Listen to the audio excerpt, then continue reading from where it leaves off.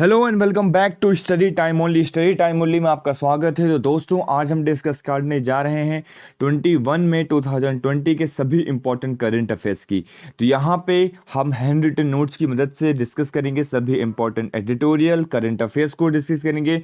साथ में हम आपके लिए एक न्यू इनिशिएटिव जो स्टार्ट कर दिया गया है जिसके अंदर हम प्रीलिम फोकस न्यू डिस्कशन करेंगे, साथ में पीआईबी की समरी को डिस्कस करते हैं। तो इसको अपलोड होने के जस्ट तुरंत 1 घंटे के अंदर वो आपको मिल जाता है, तो उसको देखना बिल्कुल ना भूलिए। 10 मिनट का वो सीरीज रहती है, 10 मिनट के अंदर सभी आपके prelim focus news current affairs cover कर दिए जाते हैं डेज के, तो उसको आप जरूर देखिएगा। तो इसके अंदर आज हम डिस्कस करेंगे, देखिए पहले ही आपको Nyay for launching from Chhattisgarh Rajiv Kisan Nyay योजना, इस योजना के बारे में आगे हम देखेंगे क्या है, इसके अंदर क्या क्या पॉइंट्स है।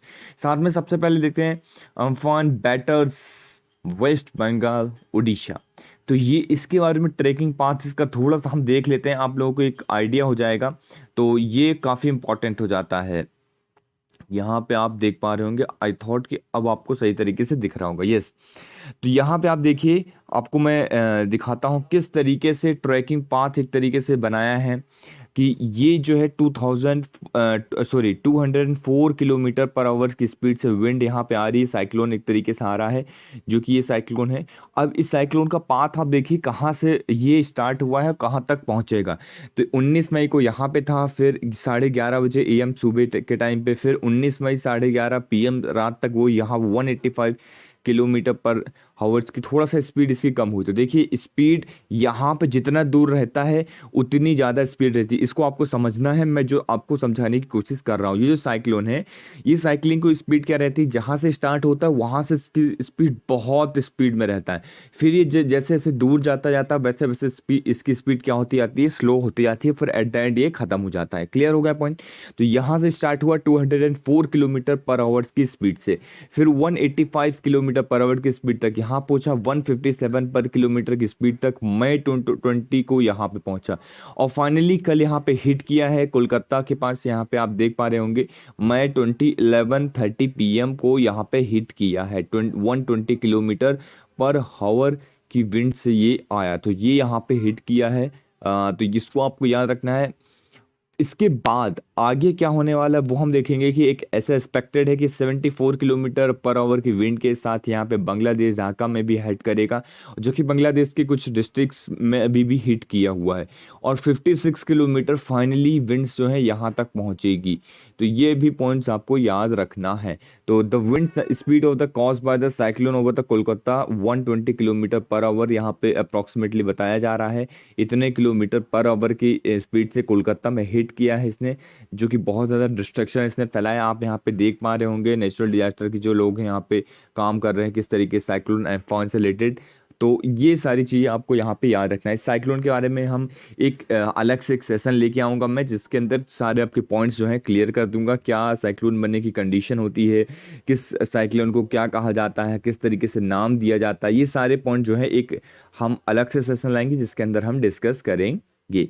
तो चलिए हम आगे चलते हैं विदाउट एनी डिले। देखिए यहाँ पे नेपाल का एक न्यू पॉलिटिकल मैप जारी किया गया है, जिसको इंडिया जो है एक्सेप्ट करने से मना कर रहा है। वो कह रहा है इंडिया जो हमारा प्यारा भारत है, वो कहता है कि ये जो है एक सोवरेन टेरिटरी को जो आप इंक्लूड कर रहे हैं वो उत्तराखंड का पार्ट है, उत्तराखंड की सोवरेन टेरिटरी है, इसको ये इंक्लूड कर रहे हैं। तो वो हम चीज़ें देखेंगे, क्या काला पानी है, लिमी लैंड बादवा क्या है, लिपू लेक क्या है, ये सारी चीज़ें हम डिस्कस करेंगे, कहाँ पे है, कैसा है।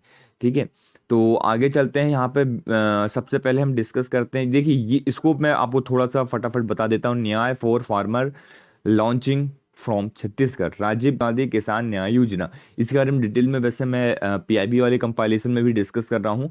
तो राजीव गांधी किसान न्याय योजना, इसको आपको समझना है। राजीव गांधी किसान न्याय योजना ये जो है छत्तीसगढ़ गवर्नमेंट के द्वारा चलाई जा रही है। आप देख पा रहे होंगे ये छत्तीसगढ़ के अब सीएम हैं भूपेश बघेल जी। तो इनका नाम याद रखना है। छत्तीसगढ़ के सीएम कौन है? भूपेश बघेल जी। ये इनकी फोटो है, आप इसको देख सकते हैं।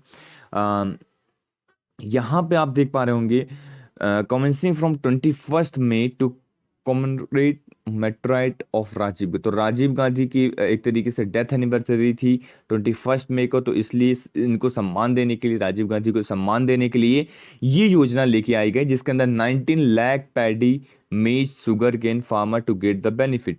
19 लाख ऐसे फार्मर्स को बेनिफिट मिलेगा इसके अंदर, ये आपको याद रखना है। वो 10,000 रुपीज़ पर एकड़ जो है यहाँ पे एडिशनल चीज मतलब दिया जाएगा। यहाँ पे मेनली इंश्योर किया जाएगा मिनिमम इनकम अवेलेबिलिटी। इसके अंदर जो इसका एम है वो क्या है, मिनिमम इनकम अवेलेबिलिटी जो है वो छत्तीसगढ़ के फार्मर्स को रहे। तो ये सारी चीज़ें की जाएंगी। अब देखिए, मैं ये कहता हूँ कि ये न्यूज़ क्यों इंपॉर्टेंट है। ये न्यूज़ इसलिए इंपॉर्टेंट है कि सिंपल चीज़ है, कोई भी योजना निकलती, कोई भी स्टेट इस तरीके से योजना निकालती है, वो तो पहले बात तो इंपॉर्टेंट होती ही है। साथ में क्या इंपॉर्टेंट होता है कि जब इस तरीके से कोई स्टेट स्पेसिफिक योजना निकलती है तो होता है कि अदर स्टेट भी इस तरीके से मांग करने लगते हैं कि हमें भी इस तरीके से आप योजना लेके आइए। सेंट्रल गवर्नमेंट से लोग मांग करने लगते हैं कि वो इस तरीके से लेके आए। तो ये सारी चीज़ें दी गई हैं, इसमें आपको ये फैक्चुअल इन्फॉर्मेशन रटने की बिल्कुल भी ज़रूरत नहीं है। ये किस लिए आई है, किस छत्तीसगढ़ गवर्नमेंट के द्वारा है, तो ये सारी चीज़ें आपको यहाँ पे याद रखना चाहिए। बस आगे चलते हैं हम। देखिए, ये छोटा सा न्यूज़ है, locusts cross Thar desert to invade 16 district in Rajasthan. तो इसको आपको याद रखना है। ये क्या है, एक तरीके से एक कीड़ा है जिसको आप याद रख सकते हैं, एक कीड़ा है लॉक्टस। तो लॉक्टस जो है एक कीड़ा है, ये क्या करता है, एक तरीके से जो फार्मर्स की जो एक तरीके से हमारे जो जो भी हम फार्म लैंड के अंदर चीज़ें को बोते हैं और उगाते हैं, तो जितने भी हमारी क्रॉप्स होती हैं उस सबको क्या कर देता है, खा लेता है ये।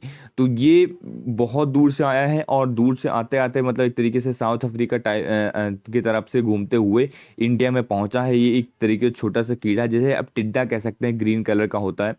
तो ये जो है बहुत ज़्यादा फसलों को बेकार कर रहा है, जो जिसने अभी थार जो है यहाँ पे डिस्ट्रिक्ट ऑफ राजस्थान को क्रॉस कर लिया है। तो अगर ये गलती से कहीं पहुँचने पाया हमारे पंजाब और यूपी हरियाणा रीजन की तरफ, तो बहुत ज़्यादा मात्रा में लॉसेस क्रॉप्स का देखने को मिल सकता है।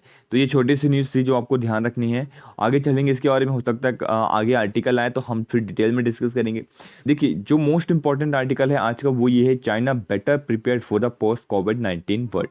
तो पोस्ट कोविड वर्ल्ड जो है, पोस्ट कोविड वर्ल्ड कैसा रहेगा, चाइना किस तरीके से प्रिपेयर कर रहा है अपने आप को, किस तरीके से वो बेटर प्रिपेयर्ड है, इंडिया कहाँ पे लैग कर रहा है, वो सारी चीज़ें हम इसके अंदर इस आर्टिकल के अंदर देखेंगे। आफ्टर दैट हम देखेंगे grasping the defence self reliance nettle. अब इसके अंदर देखेंगे क्या डिफेंस टेक्नोलॉजी है, क्या सारी चीज़ें इंडिया यहाँ पे ले रही है, मेजर्स उठा रही है, वो सारी चीज़ें हम देखेंगे। डिफेंस प्रोक्योरमेंट प्रोसीजर क्या है, यहाँ पे डीपीपी का बहुत अच्छा जिक्र किया गया इस आर्टिकल के अंदर, तो वो सारी चीज़ें भी हम देखेंगे। साथ में ही नेक्स्ट आर्टिकल जो हम डिस्कस करेंगे वो डिस्कस करेंगे how public health boost and economy. किस तरीके से पब्लिक हेल्थ जो है हमारी इकोनॉमी को बूस्ट कर सकती है। सिंपल सी चीज़ें, आप सभी लोग जानते हैं कि अगर सभी लोग ठीक ठाक रहेंगे, सभी लोग हेल्थी रहेंगे, तो हमारी इकोनॉमी भी बहुत अच्छे से इम्प्रूव कर पाएंगे हम। और अगर इकोनॉमी इम्प्रूव कर पाएंगे तभी एक तरीके से हम आगे बढ़ पाएंगे। सिंपल सी चीज़ है, अगर लोग ही अच्छे नहीं रहेंगे, कोई भी अगर आपके घर में भी कहीं पे भी बीमार पड़ जाता है, तो सबसे पहले आप कोशिश करते हो, आप कितना भी पैसा लगाने के लिए तैयार हो जाते हैं, बस उसकी हेल्थ जो है सुधर जाए। तो इसलिए यहाँ पे इस आर्टिकल के अंदर बताया गया है कि हेल्थ के अंदर इन्वेस्टमेंट करना एक बहुत बड़ा रोल प्ले करता है, बहुत इंपॉर्टेंट रोल प्ले करता है। तो वो सारी चीज़ें हम डिस्कस करेंगे इस आर्टिकल के अंदर। तो चलिए स्टार्ट करते हैं डिस्कशन अपना। सबसे पहले एक छोटी सी इन्फॉर्मेशन, जिन लोगों को पीडीएफ मटेरियल चाहिए इस चीज़ के, द हैंड रिटन नोट्स या फिर द हिंदू का एनालिसिस का, ये सारी चीज़ें जो भी पीडीएफ चाहिए वो हमारा टेलीग्राम ग्रुप को ज्वाइन कर सकते हैं। For join the Telegram group study time only आपको सर्च करना होगा। आप जाइए स्टडी टाइम ओनली को सर्च करिए टेलीग्राम में और उसको ज्वाइन कर लीजिए, वहाँ से आप सारे फ़ायदा उठा सकते हैं। एक छोटी सी और इन्फॉर्मेशन की, जो हमने सीरीज़ चलाई थी मंथली करंट अफेयर्स की और पीटी 365 हम डाल रहे थे, तो उसके ऊपर क्या हो गया है, विजन आईएएस जो है कॉपीराइट लगा रहा है। तो इसकी वजह से क्या हो रहा है कि मे बी पॉसिबल कि हमको वो लेक्चर डिलीट करने पड़ जाएं। तो इसलिए मैं कोशिश करूंगा कि उसकी जो मतलब स्ट्रक्चर है उसको चेंज कर देता हूं, फाइनल उसकी सारी चीज़ों को चेंज कर देता हूं। और साथ में ही कोशिश करूंगा मैं आपको पीडीएफ से ना पढ़ा के किसी और तरीके से उसको पढ़ाने की कोशिश करूंगा। मटेरियल वही रहेगा, हम चीज़ों को क्या करेंगे कि जो भी टॉपिक्स हैं टॉपिक्स वही रहेंगे, उसी तरीके से हम चीज़ों को करेंगे, पर एक अलग तरीके से हम कोशिश करेंगे। मैं पीपीटी बना के या कुछ और पीडीएफ बना के पढ़ाने की कोशिश करूंगा। तो बस आप लोगों को साथ देना है, ज़्यादा से ज़्यादा लोगों तक शेयर करना है और बस इसको बढ़ाना है। चलिए स्टार्ट करते हैं। चाइना पोस्ट कोविड-19 के बारे में हम देख रहे थे, पावर की डेफिनेशन को चेंज की जा रही है, चेंज की जा रही है, चेंज हो रही है। कभी भी चेंज करते नहीं, चेंज होती है अपने आप। को भी क्या क्या होता है कि पावर की डेफिनेशन के अंदर चीज़ें क्या हो रही हैं, चेंज हो रही। कैसे, क्या क्या चीज़ें हो रही, पहले आप देखते थे मिलिट्री पावर दिखाना पड़ता था बहुत सारी इस तरीके से कि आपके पास मिलिट्री पावर है, डिफेंस इक्विपमेंट्स वगैरह हैं, तो आप एक पावर दिखते थे कि हाँ बहुत पावरफुल कंट्री। लेकिन आज के टाइम पे ये चीज़ें चेंज हो रही। अगर आपके पास टेक्नोलॉजी है, अगर आपका ट्रेड बहुत अच्छी तरीके से हो रहा है, अगर आपकी कनेक्टिविटी है, तो आप पावरफुल कंट्री, आप पावरफुल मैन हो सकते हैं। अगर आपके पास डेटा है तो आप पावरफुल हैं। तो आज का जो टाइम है वो डेटा का टाइम है, आज का टाइम कनेक्टिविटी का टाइम है, आज का टाइम ट्रेड का टाइम है, आज का टाइम टेक्नोलॉजी का टाइम है। तो जो ये न्यू एरा निकल के आ रहा है वो टेक्नोलॉजी के ऊपर बहुत ज़्यादा डिपेंडेंट है। इसलिए कहा गया है कि जो पावर है अब सारी चीज़ों से डिफाइन होगी। तो इसके ऊपर इन सभी चीज़ों को जानते हुए चाइना पहले से ही इन जगह पे रोल प्ले कर रहा है, अपने इनिशिएटिव ले रहा है। जैसे OBOBA एक एग्जांपल मैंने रखा है यहाँ पे, चाइना के द्वारा जो है ये किया गया है one belt one road initiative. तो जिसके तहत वो अपने ट्रेड को बूस्ट करेगा, फिजिकल और डिजिटल कनेक्टिविटी को मेंटेन करके रखेगा। जो भी world road one belt one road initiative है, तो उसके तहत क्या करेगा चाइना, सिंपल सी चीज़ है, चाइना सभी कंट्रीज के साथ एक कनेक्शन मेंटेन करेगा, उनके साथ पीपल टू पीपल कनेक्टिविटी बनी रहेगी, उनके साथ डिजिटल कनेक्टिविटी बनी रहेगी, फिजिकल कनेक्टिविटी बनी रहेगी। तो ये सारी चीज़ें उसको पावरफुल कंट्री बनाने की और लेके जाएगा। तो ये सारे पॉइंट्स आपको याद रखना है और कहीं पे भी आप मेंशन कर सकते हैं जब भी पावर्स की बात हो रही है। तो ये IR के अंदर आप मेंशन कर सकते हैं, सोशल सिक्योरिटी वगैरह के अंदर आप मेंशन कर सकते हैं, ये सारी चीज़ें आपको मेंशन करना होगी। इंडिया की अगर मैं बात करता हूँ तो इंडिया के अंदर कोविड-19 की वजह से बहुत सारे लॉसेस हुए हैं जॉब की, बहुत सारे एक्सपोर्ट हमारे इफेक्ट हुए हैं, माइग्रेंट वर्कर्स को बहुत ज़्यादा प्रॉब्लम हुई है। तो इसके तहत हम लोग बहुत ज़्यादा सॉल्यूशन लेके आए, जैसे स्टिमुलस पैकेज लेके आए हमने MSME सेक्टर के अंदर, NBFC के अंदर, एग्रीकल्चर, मनरेगा जो है, MG नरेगा हो गया, और ओपन हमने किया डिफेंस और स्पेस जो है हमने प्राइवेटाइज करने की कोशिश कर रहे हैं हम। वोकल टू लोकल जो हमारे PM जी ने एक अपने स्पीच के अंदर वोकल टू लोकल कहा था कि हमें जो हमारी लोकल चीज़ें हैं उसको हमें जो है ग्लोबल कॉम्पिटिटिवनेस तक बढ़ाना है। तो ये सारी चीज़ें आपको भी याद रखना है, ये सारी चीज़ें हम कर रहे हैं। पर क्या हम डिजिटल कनेक्टिविटी ये सारी चीज़ों में अभी भी आगे हैं? नहीं। वहाँ पे चाइना एक बहुत बड़ा रोल प्ले कर रहा है। अब न्यू पावर जो डोमेन निकल के आएगा वो क्या होगा, साइबर सिक्योरिटी से रिलेटेड होगा। आपके साइबर से बहुत सारी चीज़ें चोरी की जा सकती है, आपका डेटा ट्रांसफ़र किया जा सकता है और आपके ऊपर एक तरीके से राज किया जा सकता है। अब कहा जा रहा है कि अब जो भी अटैक होंगे, जिस तरीके से आप देख रहे हैं एक तरीके से कोविड-19, अब बिना किसी हथियार का यूज किए अब बायो अटैक इन्होंने कर दिया। और इसकी वजह से क्या हो रहा है, एक तरीके से बायो अटैक, अभी तक ऐसा नहीं कि मैं बायो अटैक बोल रहा हूँ तो बायो अटैक ही है, पर आप ये देख पा रहे होंगे किस तरीके से आज इतनी बड़ी प्रॉब्लम निकल के आ गई है। तो साइबर अगर मैं बात कर रहा हूँ तो साइबर अटैक होने की बात हो सकती है, कल को कोई साइबर अटैक करता आपको पूरा डाटा जो है छीन लेता है और ले लेता है, तो एक बहुत बड़ी प्रॉब्लम है। स्पेस के अंदर जो है स्पेस अटैक माने, आर्टिफिशियल इंटेलिजेंस की बात की जा रही है यहाँ पे, तो ये एक बहुत बड़े पावर का रोल प्ले करेंगे जहाँ पे इंडिया को बहुत ज़्यादा अभी भी वर्क करना है। आर्टिफिशियल इंटेलिजेंस के अंदर लोग काम नहीं कर रहे हैं। आजकल के लोग आप देखिए, इंडिया का जो यूथ है उसे डाइवर्ट किया जा रहा है। एक मैं सिंपल सी एग्जांपल देता हूँ, तो इंडिया का यूथ क्या हो रहा है, डाइवर्ट हो रहा है अलग अलग जगह पे जहाँ पे उसको ज़रूरत नहीं है।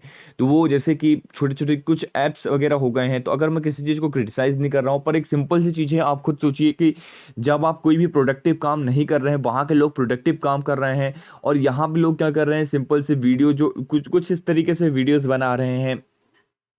टिकटॉक वगैरह आप लोग देख पा रहे होंगे, जो छोटी छोटी चीज़ें हो गई इसमें, ठीक है आप चीज़ों को एंजॉय करिए, पर एक लिमिट से ज़्यादा अगर आप उसको यूज कर ले, एडिक्टेड मत हो जाइए। किसी भी सोशल मीडिया के कोई भी प्लेटफॉर्म में आपको एडिक्टेड नहीं होना है। आपको क्या करना है, उस चीज़ का जो बेस्ट है, अगर आप कभी इंटरटेनमेंट पर्पज से यूज कर रहे हैं तो एक पर्टिकुलर टाइम रखिए कि इससे ज़्यादा आपको यूज नहीं करना है। आप उससे ज़्यादा अगर उसके पीछे एडिक्टेड है कि दिन भर उसके ऊपर लगे हुए हैं, तो वो क्या होगा, आपको लॉसेस करवाएगी, आपकी प्रोडक्टिविटी को नीचे लेके जाएगी, जो कि आपकी हेल्थ के लिए, आपके सोशल अवेयरनेस के लिए, इन सारी चीज़ों के लिए बहुत ज़्यादा बुरा है। आज का जो यूथ है, इंडिया की यूथ, इसी इसी सोशल मीडिया के चक्कर में फंस के रह गया है। तो आपको इस चीज़ को समझना होगा, ये कितना बड़ा ट्रैप है, आपको इस ट्रैप से बाहर निकलना होगा। बार बार मैं कह रहा हूँ, आपको सोशल मीडिया को यूज करना है, लेकिन उस हद तक यूज करना है जिस हद तक आपको उसकी ज़रूरत है। ज़रूरत से ज़्यादा यूज नहीं करना है। आपको इससे इन्फॉर्मेशन आपको कुछ मिल रही है, कुछ इंपॉर्टेंट एंटरटेनमेंट ले रहे हैं, दैट्स इट। इससे ज़्यादा यूज नहीं करना कि आप 24 घंटे इसके ऊपर लगे हुए हैं। अब चाइना क्या कर रहा है, चाइना ने एक बहुत बड़ा इनिशिएटिव उठाया है आईओटी का। आईओटी मतलब इंटरनेट ऑफ थिंग 2035 तक का इन्होंने टारगेट रखा है, वेल प्लान किया हुआ है इंफॉर्मेशन टेक्नोलॉजी के थ्रू। ये सारी चीज़ें ये लोग कर रहे हैं। और एक देखिए वहाँ का जो रोल है, वहाँ पे लोग क्या कर रहे हैं, वो इसी तरीके से वर्क कर रहे हैं, किस तरीके से वो प्रोडक्टिविटी को बढ़ाएं। जो चीज़ आप यूज कर रहे हैं वो चीज़ वो लोग बना रहे हैं। तो क्यों ना आप लोग भी कोशिश करिए कि आप इस तरीके से कोई चीज़ को डिस्कवर कीजिए, उस चीज़ को या तो फिर प्रोडक्शन कीजिए, उस चीज़ का लेके आइए, नई चीज़ बनाइए। तो यही सारी चीज़ें हम इसके अंदर डिस्कस की। नेक्स्ट आर्टिकल जो है डिफेंस रिलेटेड है, द हिंदू के पेज नंबर 6 में जो हमने डिस्कस किया था, डीपीपी के बारे में बात की जा रही है। देखिए डीपीपी क्या है आपको समझना होगा, डिफेंस प्रोक्योरमेंट प्रोसीजर। नाम से समझ में आ रहा है डिफेंस प्रोक्योरमेंट प्रोसीजर, मतलब इसके अंदर प्रोक्यूर डिफेंस इक्विपमेंट। तो हमें डिफेंस के इक्विपमेंट को बनाने की बात की जा रही है, हम उसके ऊपर सेल्फ रियलाइंट रहें।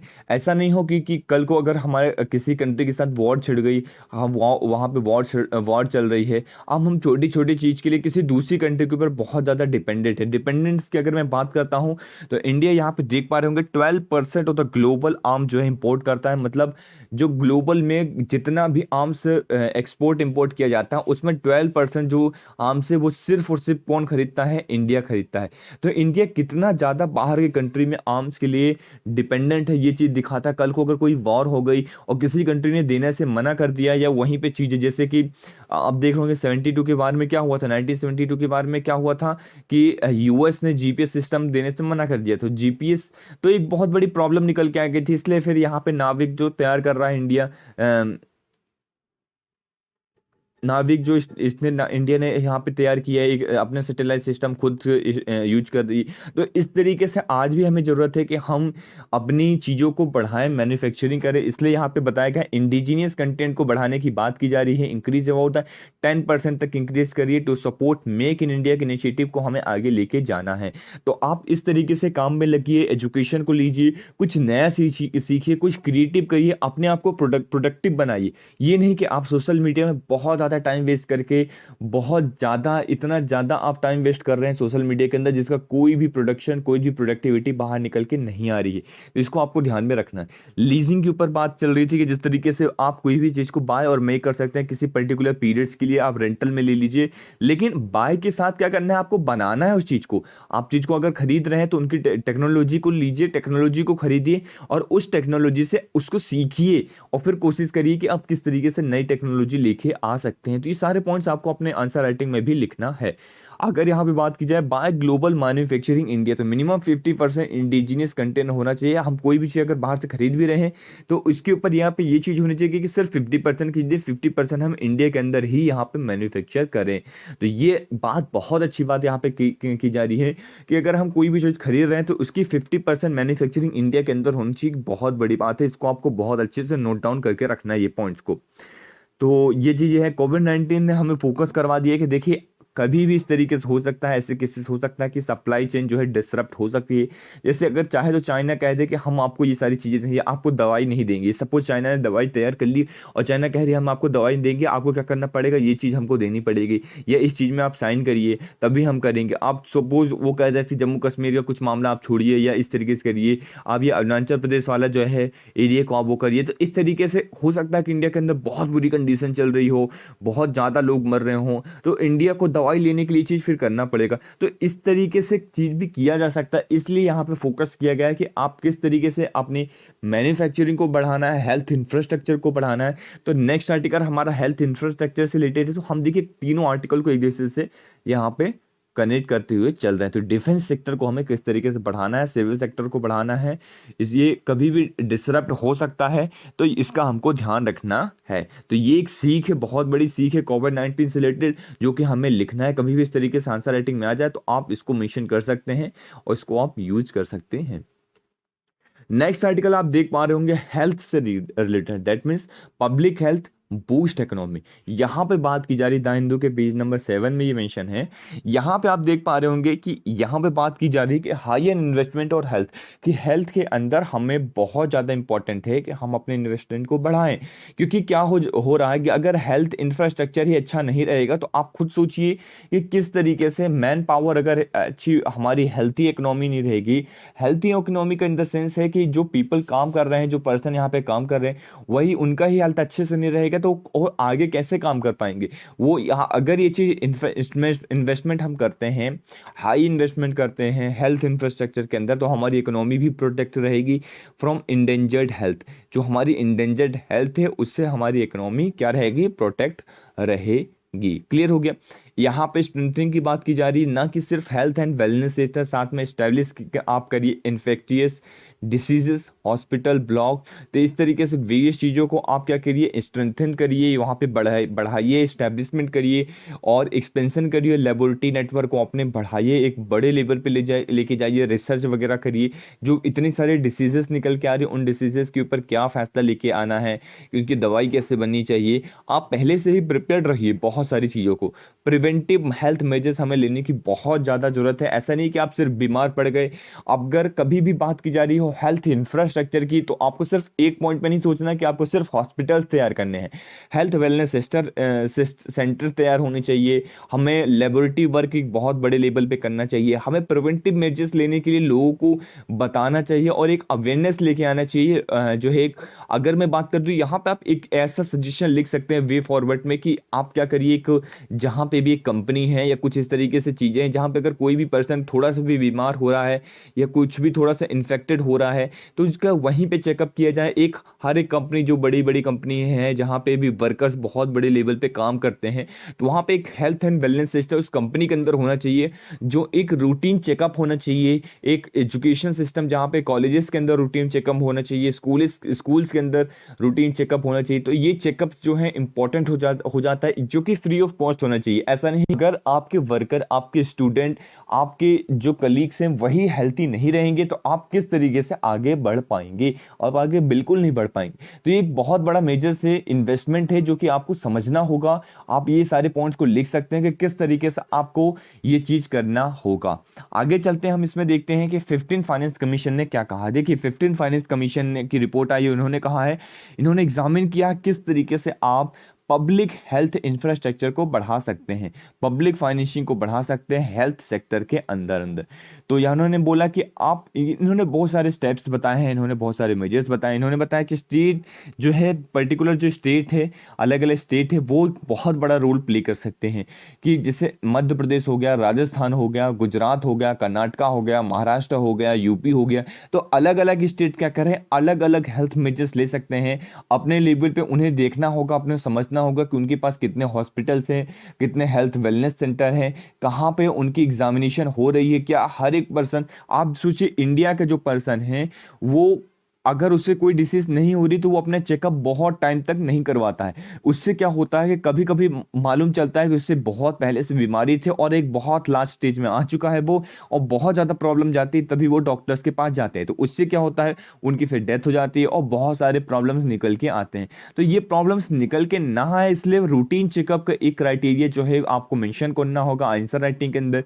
रूटीन चेकअप बहुत इंपॉर्टेंट हो जाता है हमारे लिए, तो जिसको हमें ध्यान पे रखना होगा।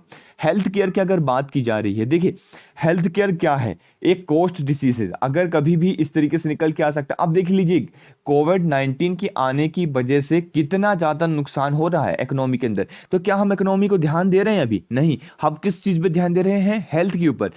इट मींस, इसका मतलब ये हो रहा है कि हेल्थ जो है मोस्ट इंपॉर्टेंट चीज है हमारे लाइफ की। अगर हेल्थी कोई पर्सन नहीं रहेगा तो कोई सेंस नहीं निकलता है कितना ज्यादा आपका इन्वेस्टमेंट हो रहा है, कितना ज्यादा आपकी इकोनॉमी बूस्ट हो रही है। अगर पर्सन ही नहीं रहेंगे तो फिर आप किसके लिए इन्वेस्टमेंट कर रहे हैं, किसको आगे बढ़ाने के लिए कर रहे हैं? तो इसलिए कॉस्ट डिसीजेस है।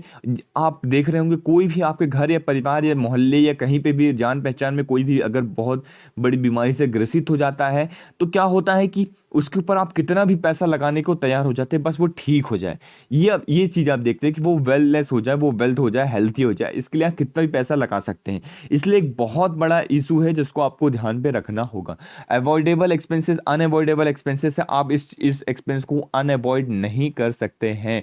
ये आपको ध्यान पे रखना है, किसको आप अवॉइड नहीं कर सकते हैं। अनअवॉइडेबल एक्सपेंसेस हैं कि अगर आप सोचें इसको छोड़ के हम कहीं और पैसा लगाएं, तो ये ऐसा मुमकिन नहीं है। 100% आपको इस जगह पर पैसा तो लगाना ही होगा, यूज करना ही होगा। तो ये डिटेल हमने डिस्कस किया ये आर्टिकल। नेक्स्ट आर्टिकल जो है छोटा सा द हिंदू की पेज नंबर 1 में जो हमने बताया था, इंडिया और नेपाल के बॉर्डर का जो डिस्प्यूट निकल के आ रहा है वो हम डिस्कस करेंगे इसके अंदर। देखिए यहाँ पे क्या हो रहा है कि नेपाल ने एक मैप जारी किया है जिसके अंदर उन्होंने ये जो डिस्ट्रिक्ट्स हैं, ये 3 डिस्ट्रिक्ट्स को अपने इंडिया के अंदर, मतलब नेपाल के अंदर दिखाया है। तो इसकी बात की जा रही है। अब ये तीनों डिस्ट्रिक्ट्स क्या हैं इसको बारे में हम डिस्कस करते हैं। जो काला पानी टेरिटरी है उसकी अगर मैं बात करता हूँ, तो काला पानी जो है इंडिया क्लेम करता है कि ये हमारे पित्तौरगढ़ डिस्ट्रिक्ट के अंदर आता है, टेरिटरी का पार्ट है, पित्तौरगढ़ डिस्ट्रिक्ट का एक पार्ट है, तो ये बताता है। और नेपाल यहाँ पे क्लेम करता है ये हमारा धारचूला डिस्ट्रिक्ट का पार्ट है। तो ये थोड़ा सा कॉन्ट्रडिक्शन निकल के आता है। लिमियादवा एक तरीके से, आप ये जो है एक ये डिस्ट्रिक्ट है, तो इसके ये टेरिटरी है, तो इसकी बात की जा रही है। इंडिया मतलब एक तरीके से नेपाल यहाँ पे क्लेम करता है कि ये इनका पार्ट है। और लिपू लेक जो है, लिपू लेक को भी इसने दर्शाया है मैप के अंदर कि लिपू लेक इनका एक पार्ट है। ट्राई जंक्शन, अब देखिए लिपू लेक एक ट्राई जंक्शन है जहाँ पे इंडिया, नेपाल और चाइना तीनों का एक तरीके से मैट हो रहा है। तो यहाँ पे चाइना बोलता है हमारा है, नेपाल बोलता है ये हमारा है, और इंडिया बोलता है ये हमारा है। तो ये थोड़ा सा डिस्प्यूट निकल के आ रहा है। तो हो सकता है कल को क्वेश्चन पूछा जाए कि लिपू लेक कहाँ पे है या काला पानी टेरिटरी कहाँ है। ये डिस्प्यूट, ये जो काला पानी टेरिटरी है ये किन 2 स्टेट्स के बीच में है, किसके बीच में है, ये आपसे क्वेश्चन पूछा जा सकता है। तो इसको आपको ध्यान रखना है जस्ट थोड़ा सा। So this is the final of lecture. तो कैसा रहा कमेंट सेक्शन के अंदर आपको बताना है, और ज़्यादा से ज़्यादा लोगों तक शेयर करना है, बिल्कुल इसको फैला देना है, और जितना हो सके उतना आप इसको शेयर करिए, पढ़िए, हेल्थी रहिए, और कोशिश करिए एजुकेशन को प्रमोट करने की और लोगों तक इसको पहुंचाने की। हम जल्दी आपके साथ नए इनिशिएटिव के साथ, नए लेक्चर्स के साथ जल्दी ही प्रस्तुत होंगे। पीआईबी वाला लेक्चर देखना बिल्कुल ना भूलिए। Thank you very much for the discussion.